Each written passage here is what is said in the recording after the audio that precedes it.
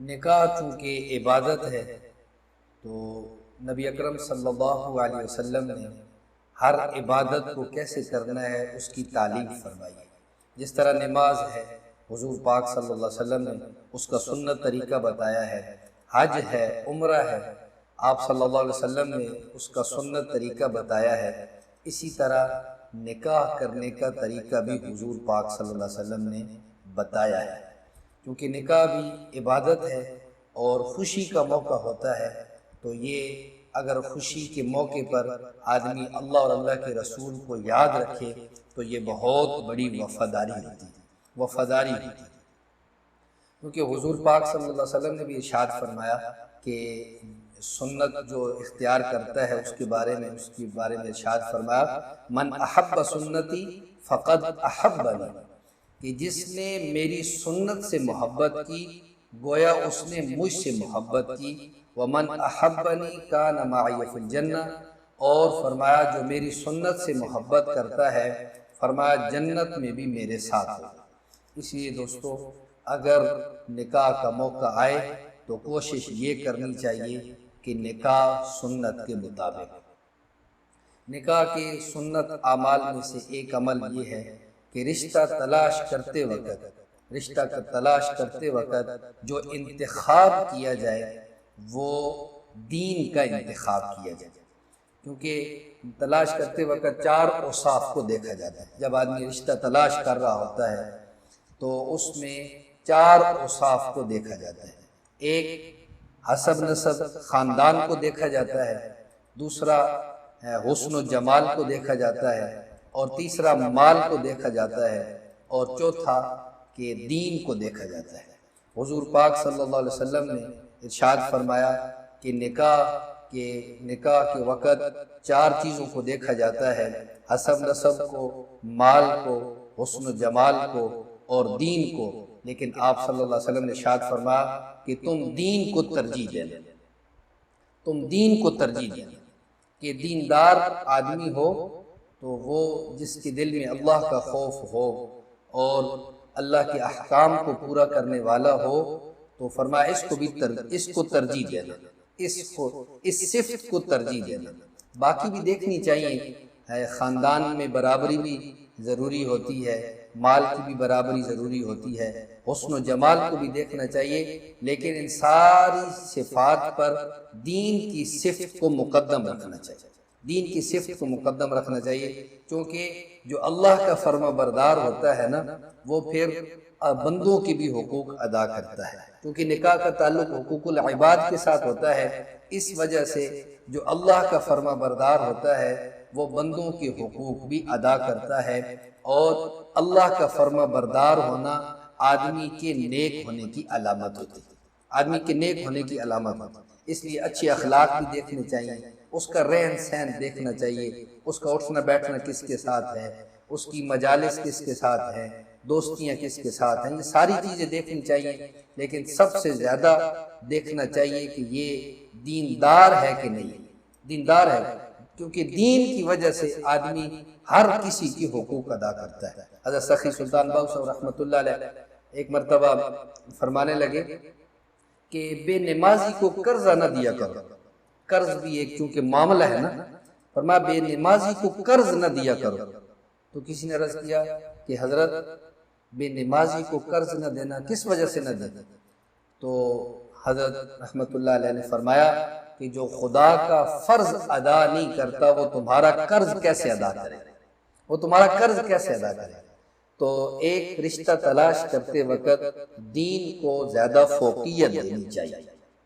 دوسرا سنت عمل جو ہے، مشکات شریف کی حدیث ہے کہ سب سے زیادہ برکت والا نکاح وہ ہوتا ہے جو سادہ ہو، جس میں زیادہ کوئی ہنگامہ نہ ہو، جس میں زیادہ کوئی تکلفات نہ ہو، فضول خرچی نہ ہو، اور جہیز کا کوئی مطالبہ نہ ہو، ایسے کوئی جھگڑے نہ ہو۔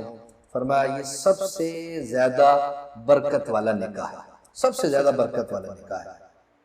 لیکن ہمارے ہاں ایسا ہوتا ہے کہ جب نکاح کے لیے مرد کی طرف سے لڑکے والوں کی طرف سے لوگ جاتے ہیں تو بڑی بڑی باراتیں لے کر چلے جاتے ہیں، بڑی بڑی باراتیں لے کر چلے جاتے ہیں اور لڑکی والوں پر بعض دفعہ بوجھ بن جاتا ہے، اور یہ نامناسب ہے۔ نکاح جتنا سادہ ہو اور جتنا تکلفات سے دور ہو، فرمایا اتنا اس نکاح کے اندر برکت ہوگی۔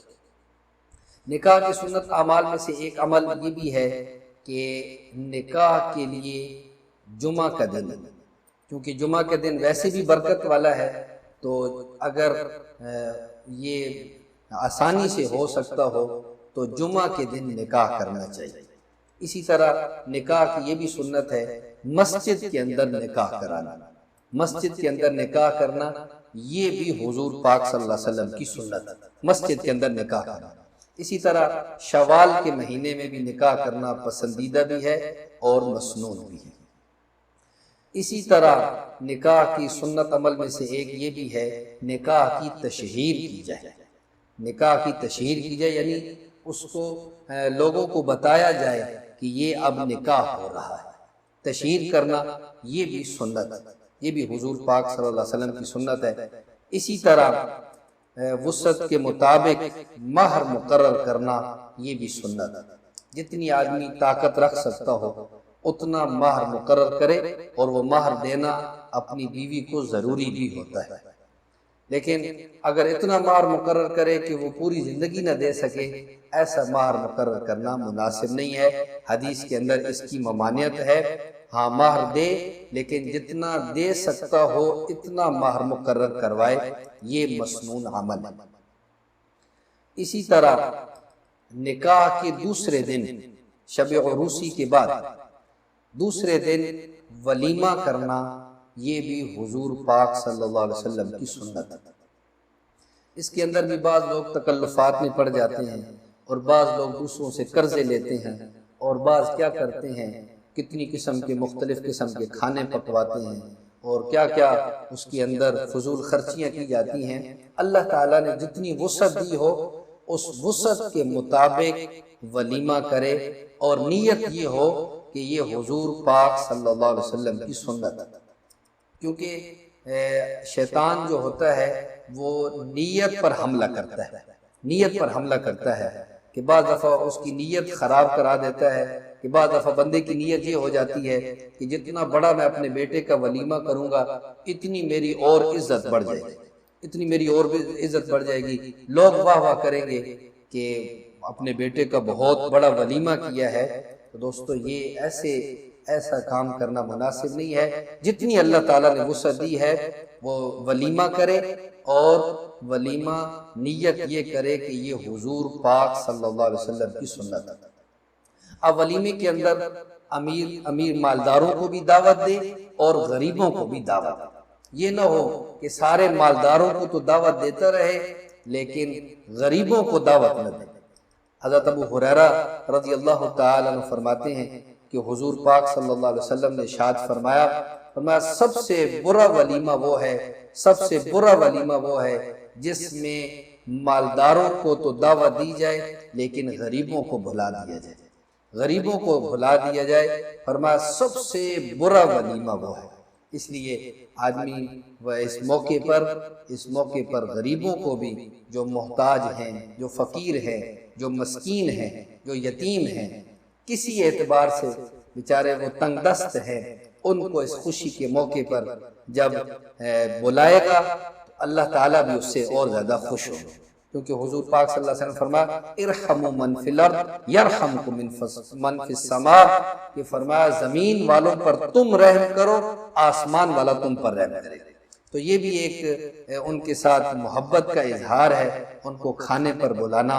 تو مالداروں کو بھی دعوت دینی چاہیے، ساتھ ساتھ غریبوں کو بھی نہیں بھولنا چاہیے۔ اسی طرح ایک اور غلط رواج چل پڑا ہے کہ ولیمے کے موقع پر لوگوں سے پیسے لینا، جس کو نیندرا کہتے ہیں اور پنجابی کے اندر کھارا کہتے ہیں، کہ ایک آدمی بیٹھا ہوتا ہے اور لوگ آ کر اس کو پیسے دے رہے ہوتے ہیں، اور وہ لکھ رہا ہوتا ہے کہ فلاں نے اتنے پیسے دیے، فلاں نے اتنے پیسے دیے، فلاں نے اتنے پیسے دیے۔ تو یہ بھی بات شریعت سے کوئی ثابت نہیں ہے، یہ حرام ہے، شریعت نے اس کو منع کیا ہے، ایسا عمل کرنا بھی ولیمے کے موقع پر جائز نہیں۔